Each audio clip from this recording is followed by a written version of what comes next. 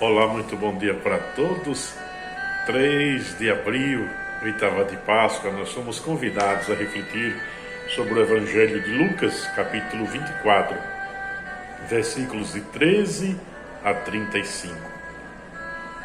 Naquele mesmo dia, o primeiro da semana, 2 dos discípulos de Jesus iam para o povoado chamado Emaús, distante 11 quilômetros de Jerusalém. Conversavam sobre todas as coisas que tinham acontecido. Enquanto conversavam e discutiam, o próprio Jesus se aproximou e começou a caminhar com eles. Os discípulos, porém, estavam como que cegos e não o reconheceram. Então Jesus perguntou: "O que ides conversando pelo caminho?" Eles pararam com o rosto triste e um deles, chamado Cleofas, lhe disse: "Tu és o único peregrino de Jerusalém que não sabe o que lá aconteceu nestes últimos dias?" Ele perguntou: "O que foi?"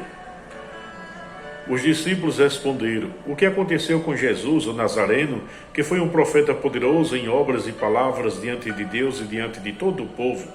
Nossos sumos sacerdotes e os nossos chefes o entregaram para ser condenado à morte e o crucificaram. Nós esperávamos que ele fosse libertar Israel, mas apesar de tudo isso, já faz 3 dias que todas essas coisas aconteceram. É verdade que algumas mulheres do nosso grupo nos deram um susto. Elas foram de madrugada ao túmulo e não encontraram o corpo dele. Então voltaram dizendo que tinham visto anjos e que estes afirmavam que Jesus está vivo. Alguns dos nossos foram ao túmulo e encontraram as coisas como as mulheres tinham dito. A ele, porém, ninguém viu." Então Jesus lhes disse: "Como sois sem inteligência e lentos para crer em tudo o que os profetas falaram? Será que o Cristo não deveria sofrer tudo isso para entrar no reino da glória?" E começando por Moisés e passando pelos profetas, explicava aos discípulos todas as passagens da Escritura que falavam a respeito dele. Quando chegaram perto do povoado para onde iam, Jesus fez de conta que ia mais adiante. Eles, porém, insistiram com Jesus, dizendo: "Fica conosco, pois já é tarde e a noite vem chegando." Jesus entrou para ficar com eles. Quando se sentou à mesa com eles, tomou o pão, abençoou, partiu e lhes distribuiu. Nisso os olhos dos discípulos se abriram e eles reconheceram Jesus. Jesus, porém, desapareceu da sua frente. Então um disse ao outro: "Não estava ardendo nosso coração enquanto ele nos falava pelo caminho e nos explicava as Escrituras?" Naquela mesma hora eles se levantaram e voltaram para Jerusalém, onde encontraram os 11 reunidos com os outros. E estes confirmaram: "Realmente o Senhor ressuscitou e apareceu a Simão." Então os dois contaram o que tinha acontecido no caminho e como tinham reconhecido Jesus ao partir do pão. Palavra da salvação.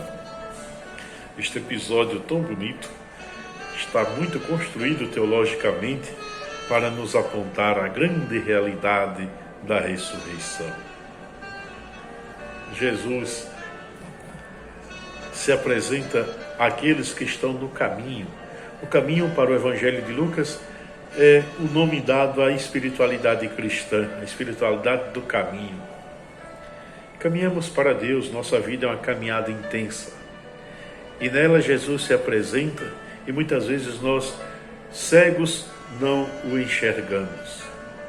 Ele explica as palavras do Antigo Testamento, do Novo Testamento, e ainda assim as pessoas não compreendem que é Ele. Mas quando parte o pão, eis que os olhos dos discípulos ganham a evidência. É Ele, e Jesus desaparece.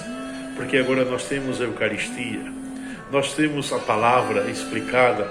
Não precisa mais de vermos Jesus, não temos necessidade de ver Jesus, mas de sentir a sua presença entre nós, sim, constantemente sentimos. Por isso, Jesus desaparece. E os discípulos que iam todos tristes, cabisbaixos, se alegram, se enchem de entusiasmo e voltam correndo para anunciar ao grupo. E, ao invés de anunciarem, recebem o anúncio deste, dizendo: "Realmente nós vimos o Senhor ele ressuscitou, apareceu a Simão. Esta experiência que transformou o mundo, a experiência com Jesus ressuscitado, o encontro, o contato, comer com ele, conversar com ele, sentar com ele, fizeram toda a diferença na divulgação desta boa notícia.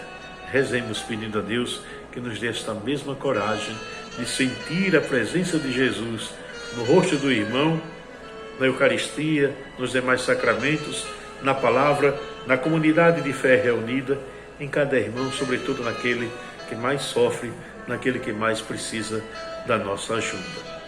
Rezo hoje por todos os que nos pedem orações: Messias, Josias Nunes e Cavalho, Josias Nunes Sobrinho, Vilma, Henrique, Oswaldo, Claudineide. Também quero rezar por Ana Kelly, ainda por José Reinan, também rezando por Raimundo Almeida, Jacques e Neuza Almeida, Carlos Venceslau, Marli Barbosa, Brás Peruque, Lenice Lima Nunes, Edilma, David, Elisângela, Maria do Carmo, Magali, João de Franco, Silas e Augusto, Walter, Antônio Gonçalves, David da Luz, também rezando por José Garcia, Josileide Garcia, Maria Garcia, Marcos, e ainda pedindo a Deus por Ayrton Jeová, Aparecida Denise. Ave Maria, cheia de graça, o Senhor é convosco, bendita sois vós entre as mulheres, e bendito é o fruto do vosso ventre, Jesus. Santa Maria, Mãe de Deus, rogai por nós, pecadores, agora na hora de nossa morte. Amém. Vida em missão, Jerônimo Peixoto. Um beijo no coração de todos.